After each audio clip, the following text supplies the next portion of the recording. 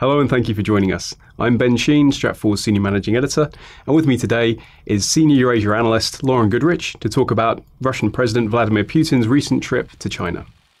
So Lauren, China recently celebrated their end of World War II commemorations in Beijing, and Vladimir Putin was present. Now, he's not just there for the commemorations, is he? No, not at all. Putin has brought with him a massive Russian delegation of pretty much the who's who of Russian elites, businessmen, and technocrats. And so it's a very symbolic showing that everyone has pretty much gone to Beijing to support them on their commemoration for their anniversary. Now, there's been a lot of talk of the various deals that were signed on the sidelines, and people are calling these mega deals. Just what are we looking at here? Well, Russia and China have been dealing a lot with these mega deals ever since probably around 2012, 2013. They started really signing these $100 billion plus deals. This is a really big deal for Russia because Russia traditionally doesn't really deal with China. It has in the past, of course, there was the Soviet-China pact that didn't last very long. Russia has tended to ignore East Asia a lot, mainly because it's not near their core. Their core is Europe. It isn't Asia. But ever since the West started really isolating Russia, particularly with the events that happened in Ukraine at the beginning of 2014, Russia has really swiveled and has gone to its eastern pivot. So they've been signing these mega deals that cover everything. And these are not just energy deals. These aren't just, hey, China, come invest inside Russia. These deals really are forming a new foundation for Russia's economy, or at least that's what Moscow wants it to. So do you think this is one of the clearest signs that we've seen so far that the Western sanctions are effective on Russia, and actually this pivot to the east is more out of necessity through any rational choice? Very much so. I mean, Russia doesn't have many options right now, and Russia has to get foreign investment inside of its country if it's going to be able to survive not only the Western sanctions, but the low oil prices.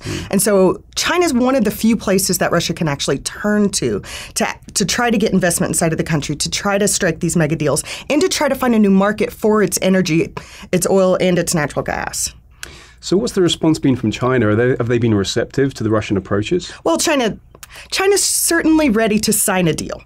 As far as funding behind that deal, that's the problem that Russia's having at this time, is that they're signing these deals for, let's take, for example, the deal with Rosneft.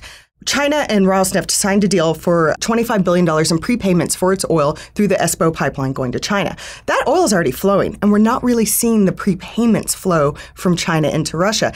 And at this time, Rosneft really needs this money. It has excessive debts and very large debt payments that it has to pay off by the end of the year. And so that's one of the reasons why Igor Sechin, the head of Rosneft, is in Beijing alongside Putin to say, okay, the oil is flowing. You promised us $25 billion in prepayments. Where's the money, China? So Russia right now is happy to sign the deals, but they really need to start seeing the money from the Chinese side. Now, that's interesting because we know that Russia's economy is in a fairly bad state at the moment, but China is experiencing its own economic problems.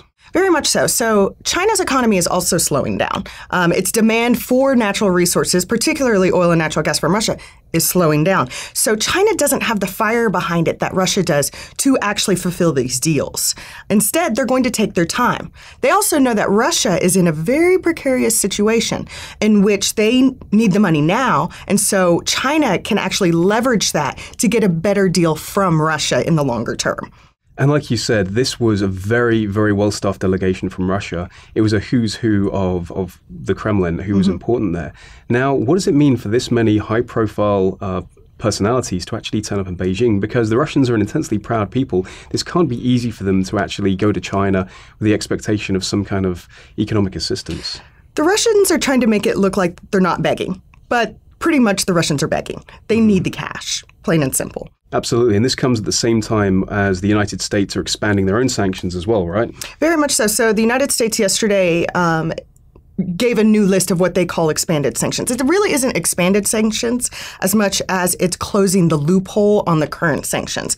And what's really important about this is that it's adding subsidiaries of the companies that are already on the sanctions list, companies like Rosneft, in order to make sure that Western firms know who they can actually do business with. So the West is showing that they're going to keep pressure on Russia for the foreseeable future, particularly going into next year, which is a really big concern for Moscow, who is already feeling the pinch. But the longer that these sanctions go, the harder it's going to be for Russia to recover once the sanctions are finally lifted. which explains the big push in Beijing to try and grasp this lifeline that China could potentially offer. Lauren, thank you so much for explaining this today. For more on China-Russia relations, please continue to read Stratfor.com.